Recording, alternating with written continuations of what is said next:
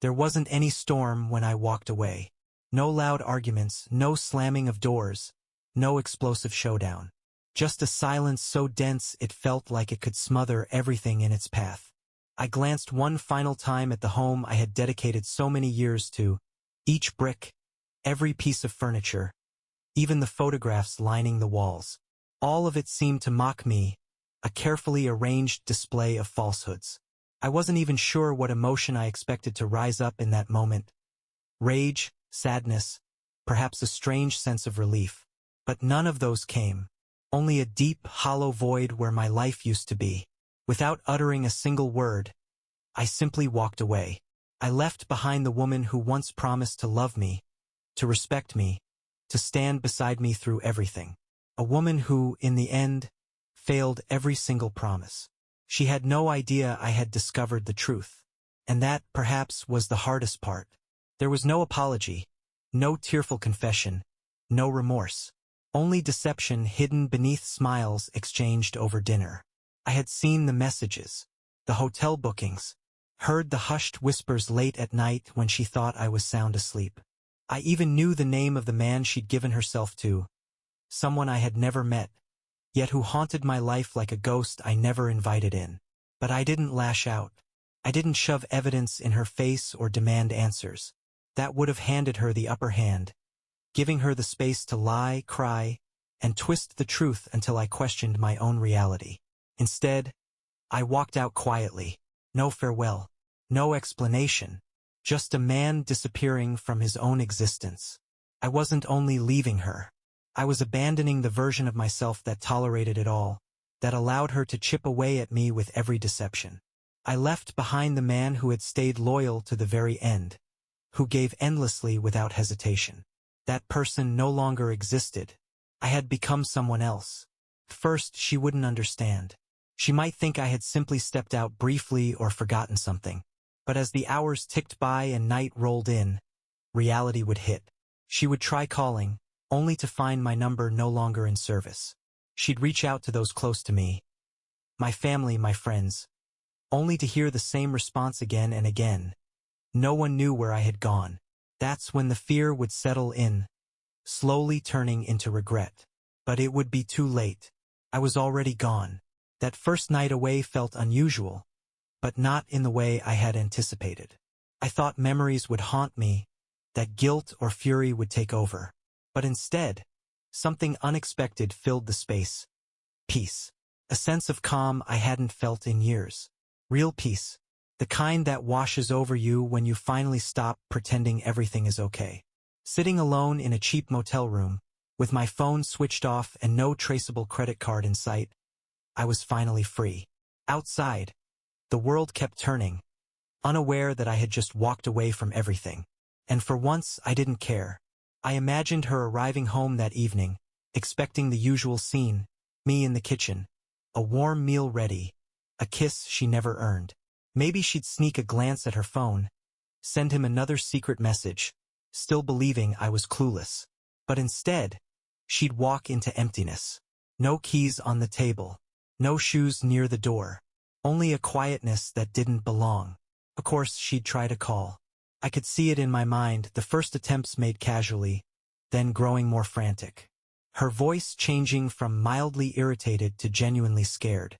And when every call went unanswered, when she realized I had cut her off completely, the weight of her betrayal would finally catch up. I didn't leave out of vengeance. This wasn't about punishing her. I left because I refused to let her see me shattered.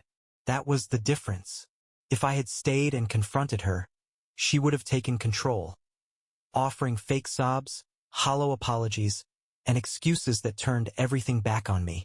But this way, she was left with nothing, just an empty house and a silence she couldn't bend to her will. I pictured her tearing through the rooms, desperate to find some explanation. My wallet was still in its place. My clothes remained in the closet. But I wasn't there, and that would terrify her. Not because she missed me, but because she had no idea what I might do next. She didn't know if I planned to reveal everything, or if I was watching from a distance, waiting for the right moment. People like her, those who lie with ease and betray without thought, fall apart the moment they lose control. And I wanted her to fall apart. I had no intention of returning. Not for closure, not for answers. She had lost me, and she couldn't even understand how it happened. The next morning, before the sun rose, I checked out of the hotel. I paid in cash. My phone stayed off. I made no calls. I left no trail. It was as if I had vanished. And for the first time in my life, I felt truly free. I always wondered what it would take to make her feel even a fraction of the devastation she had inflicted on me. I didn't need to witness it firsthand to know that the weight of my absence was already beginning to take a toll on her. That creeping uncertainty, the growing fear, the confusion that hadn't crossed her mind before, it was all there now. She had built an image of me in her head, dependable, consistent, the kind of man who would always stick around, even if she hurt me. But that man was long gone. I had changed. I could see it play out vividly in my mind. She would have woken up groggy, likely assuming I'd come home late and crashed on the couch after some argument she imagined we had. Her fingers would instinctively reach for her phone, scrolling through the same meaningless notifications that had kept her busy the night before. Maybe there would be a few messages from him, the ones she foolishly believed would stay hidden. I knew her thought patterns all too well. She'd read his texts and probably smiled to herself, still convinced she was in control. But slowly, the silence around her would start to feel strange. No hum of the coffee maker, no sound of the shower running, no faint jingle of my keys. Those little morning habits she never noticed before would now scream at her through their absence. She would call out for me, maybe assuming I had stepped out early for something minor. Then she'd check her phone again. No texts. No missed calls from me. Her first wave of real doubt would come the moment she slid open my side of the closet door. Everything would be just as I had left it, clothes neatly hanging, shoes perfectly in line. On the surface, it wouldn't seem like I had left at all. But she would know better. If I had gone somewhere, I would have told her. If I had been called away, I would have left some trace behind. Panic would start tightening its grip as she searched through every corner of the house. She checked the kitchen counters, the bathroom, the living room, anywhere a note or a clue might have been placed. But there would be nothing. That's when the phone calls would start. Once, twice, again and again, straight to voicemail every time. Her voice would begin to break as she left message after message, growing more desperate with each one. Are you okay? Please call me. Where are you? But silence would be her only answer. I wasn't there to ease her worry, to offer comfort that could help her build a lie around the truth. I wasn't going to give her the chance to make sense of her betrayal by painting it as a misunderstanding. That's when she would start calling others, my friends, coworkers, even family. And every single one of them would tell her the same thing. No one had heard from me. No one knew anything. No one could help her. She would cling to the idea that I was just angry, that I needed space and would eventually return, tail between my legs. But as the hours stretched into days, her certainty would begin to unravel. Because in the quiet, she would finally hear the truth. She had gone too far, crossed a line she thought I would always forgive. And while she had built her web of lies with care, assuming I'd never walk away, she never anticipated this, that I wouldn't fight for her. That I wouldn't beg for explanations or even raise my voice in anger. She had imagined a confrontation. She had expected fury. What she got instead was something far more terrifying, silence. And that silence would haunt her. I could see her sitting alone on our bed, gripping her phone like a lifeline, hoping for a message or a call to let her know I was still out there, watching, planning my return. But she would get nothing. Just the walls around her and a crushing truth she could no longer ignore. She had destroyed everything we had, and now she had to live with the wreckage. Meanwhile, I sat far away, somewhere she could never reach, feeling something I hadn't experienced in what felt like years, peace. It was like watching a movie play out in my mind, every second unfolding exactly how I imagined. At first, she would have convinced herself I was cooling off at a friend's place. But as time passed and I continued to vanish without a trace, a deeper fear would creep into her heart. Not just because I was gone, but because I had disappeared completely, leaving no trail behind. By now, she must have tried every option. My phone would be flooded with voicemails swinging between confusion, anger, and pleading. I pictured her pacing from room to room, peeking out windows as if expecting me to suddenly appear on the doorstep, like this whole thing was some kind of twisted loyalty test. But it wasn't. This wasn't about making her prove anything. This was final. She would have reached out to the people closest to me by now. I knew exactly how those conversations would go. At first, she'd try to sound casual. Just checking, have you seen him? He's not home and I haven't heard anything. But when those polite attempts failed, the panic would return. Her voice would get shakier. No, really, I think something's wrong. He's not picking up. It's like he vanished. My friends, always loyal, would all tell her the same thing. They had no idea where I was. Because I had made certain of it. That was the moment my carefully constructed plan began to take shape. She would cruise past all the familiar places where she knew she might find me, my favorite coffee shop where I'd spend hours reading, the gym where I trained regularly, or the small, quiet bar I occasionally visited to unwind after work. But I wouldn't be in any of those places. She would go through my bank transactions only to discover a complete absence of activity, no new charges, no ATM use, not a single trace left behind. I had removed myself from her reality so thoroughly that it would feel as though I had never even been there. That's when the real panic would creep in.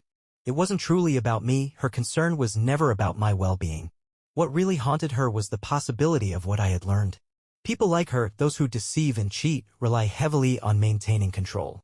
They manipulate emotions, distort the truth, and use psychological tactics to keep others disoriented and dependent. They build intricate webs of lies just to stay in control. But I had walked away without confrontation, and in doing so, I shattered the power she once held over me. Now, she was left in the dark. She had no clue what I knew, what I had seen, or what I might do with that knowledge. That uncertainty became her worst nightmare. I could imagine her at her office desk, barely able to concentrate, constantly checking her phone every time it buzzed. Maybe she hadn't even reached out to him, the man she had gambled everything for, too consumed by paranoia. Perhaps she lay awake at night, wondering whether I had exposed her, sent damning evidence to her boss, her coworkers, or even her closest friends. The worst part for her was the not knowing. I pictured her sitting in the bed we once shared, now feeling emptier than ever. Maybe she sat on the living room couch, eyes fixed on the front door, waiting for a sign that I was coming back. Perhaps the wind outside occasionally played tricks on her ears, making her believe my car had returned. She needed answers. She was desperate for closure. But that was something she would never get. Because I wasn't just gone in the physical sense, I had vanished from her life completely, mentally and emotionally. I had erased my presence, and now she was left grasping at shadows. She believed she had broken me. But it was her who was beginning to crumble. By the third or fourth day, I could sense that her world was spiraling out of control. The initial stage of confusion would have faded by then, giving way to a deeper, more desperate state of mind. Her meticulously crafted world was beginning to collapse, and she had no idea how to stop the freefall. She had likely reached out to every person she could think of. My parents? They wouldn't have told her anything. My friends? I had ensured they were kept in the dark, and even if they had known something, they wouldn't have helped her. Her own relatives? She probably hadn't confessed the truth to them yet. She was clinging to the belief that I had stormed off in a fit of anger, that this was just a dramatic episode meant to make her suffer before I came crawling back to forgive her once more and let the cycle continue. But with each passing day, as her calls and messages remained unanswered, reality would slowly start to settle in. I imagined her desperately searching for clues, digging through the house, checking drawers and boxes, hoping to find a hidden message, a note, anything that might explain my thoughts. But there would be nothing. I had left her with only her own crushing guilt. I wondered whether she had dared to reach out to him yet. Was she curled up in bed, gripping her phone tightly, debating whether to call the very man who had contributed to the end of our marriage? Would she be honest with him and admit she had no idea where I had gone? Or was she too afraid to confess, worried that I might have already taken irreversible action? Maybe she had delivered a sanitized version of the truth, hoping to see how he'd respond. He left. I don't know where he is. A simple, emotionless line that said so little and hid so much. But deep down, she would understand that this wasn't normal. Husbands don't just disappear without a word unless something has truly broken inside them. I imagined her walking circles in the kitchen, phone pressed to her ear, whispering into the receiver with a trembling voice, "I think he knows. I think he's doing something." And maybe the man she had chosen over me would try to soothe her, dismiss her panic, claim she was overthinking everything. He might even arrogantly believe that I posed no real threat, assuming I would come back eventually, shattered and forgiving. But she knew better. Because this wasn't an impulsive act of rage. I wasn't hurling accusations or begging for the truth. I had chosen silence, and silence carries a weight far more dangerous than anger ever could. I saw it so clearly in my mind, her logging into our joint bank account, breath-catching when she saw the balance untouched. That would be the moment it all clicked for her, that this had been orchestrated, planned down to the smallest detail. Because men who are hurting, who are broken, they make mistakes. They leave traces. But I had left nothing. That was when the fear would become unbearable. It wasn't just the fact that I had disappeared, it was the not knowing that tormented her. Questions clawed at her mind. Where had I gone? Who was I with? Had I spoken to a lawyer? Was I preparing some kind of meticulous retaliation? She had spent so long weaving lies, covering her steps, operating in the shadows. But now, the trap she had so carefully constructed had snapped shut, only she was the one caught. For the first time in our marriage, the reins weren't in her hands. I wondered if she was getting any sleep at all. I pictured her staring blankly at the ceiling, paralyzed by fear, going over endless possibilities in her mind. Would she still head to work, trying to maintain a facade of normalcy? Or had she called in, overwhelmed by the creeping dread she couldn't shake? I wanted her to feel that distress, not out of spite, but because I needed her to understand what it was like to live with constant uncertainty. To know helplessness. To experience what it meant to be left in the dark. No matter how much she wished things were different, no matter how desperately she tried to find me, the one truth she couldn't escape was that I wasn't coming back. By now, she had to be falling apart. The once confident woman who always seemed in control was probably wandering the halls of the life we built, haunted by my silence. She must have cycled through every excuse she could think of, maybe at first telling herself I just needed space, that I had gone to clear my head and would return once things cooled down. But then the days turned into nights and still there was no trace of me. That's when the doubt would start to take over, first quietly, then relentlessly consuming her thoughts. It had to dawn on her eventually that I hadn't left in a moment of rage, but with deliberate, purposeful calm. That realization, I imagined, must have chilled her. I pictured her at our dining room table, clutching her phone, scrolling through pictures from better times, trying to find some overlooked clue, anything that might explain what had pushed me to leave. But there would be nothing. The moments she once clung to for comfort were now just haunting reminders of what she had destroyed. She was probably trying to keep up the act, smiling at work, pretending everything was fine. But that act was bound to slip. Eventually, the stress would overwhelm her. She'd start slipping up, missing meetings, forgetting tasks, struggling to keep up with conversations. People around her would start to notice. They'd ask questions. Are you okay? You don't seem like yourself. And she'd fake a smile, say she was just tired or stressed. But inside, she'd be crumbling. Desperation would drive her to reach out to people, anyone who might have seen me or heard from me. But each response would be the same: they hadn't seen me, they had no idea where I was. And that would scare her more than anything. Not just the absence itself, but the fear of the unknown. Had I taken legal steps? Confided in my family? Collected proof of her betrayal? Maybe I had even found someone who could help bring down everything she'd worked to conceal. She was used to controlling the story, shaping the truth to fit her version of reality. But now she was left with nothing but shadows and silence, and it was eating her alive. I imagined her picking up the phone, maybe calling him, her secret, her mistake. Maybe she whispered with a trembling voice, admitting, I think he knows. And maybe he laughed it off, tried to reassure her, told her I'd be back soon. But deep down, she didn't believe it anymore. She probably checked her email constantly, hoping for any sign from me, perhaps dreading an anonymous message that would unravel everything. But there was nothing. Just the heavy, unrelenting quiet. Maybe she had lost her appetite altogether, staring at meals she never touched, nerves too frayed to eat. Sleep wouldn't come easily either. Every creak in the house, every phone buzz would jolt her awake, sending her heart racing. She had thought herself untouchable. But now she was confined to the very nightmare she had once crafted for me. And the most unbearable part? She had no way of knowing when or if the torment would end. By now, the weight of my absence had become unbearable for her. I knew it even though I wasn't there to see it. I could feel it in the way her world must have been crumbling around her, piece by piece, with every unanswered call, every dead end she ran into. She was unraveling, and the only person who could save her, the man she had betrayed, was nowhere to be found. I couldn't help but wonder if she had already started making choices that didn't make any sense. When people feel desperate, they lose their grip on reality. They cling to anything that might make them feel like they're taking back control, as if changing the narrative would cast them as the wounded party rather than the one who caused the pain. Maybe she had already begun spinning a story, telling others I was the one who left her. Of course, she'd leave out all the parts where she lied right to my face, tiptoed around behind my back, and turned me into a joke inside my own home. Perhaps she had already broken down in front of someone, letting tears fall like they meant something, crying about how lost she felt, pretending she didn't understand why I walked away. But no one was buying it. Her story, no matter how many versions she told or how much she twisted the truth, couldn't erase one cold, hard reality: I was gone, and there wasn't a single thing she could do to bring me back. I pictured her in those lonely hours of the night, jolting awake, soaked in sweat, grabbing her phone instinctively before remembering again that my number stayed silent. No missed calls. No messages. Nothing. Maybe she had started visiting our old places, driving aimlessly with a sliver of hope that she might catch a glimpse of me sitting at a cafe table, leaning against the hood of a car in a familiar spot, lost in my thoughts. But I wasn't there. I wasn't anywhere she could find. And that emptiness, that unknown, was what scared her the most. Had she stopped long enough to really look at herself? To see how drained she had become, how the sparkle in her eyes had dimmed?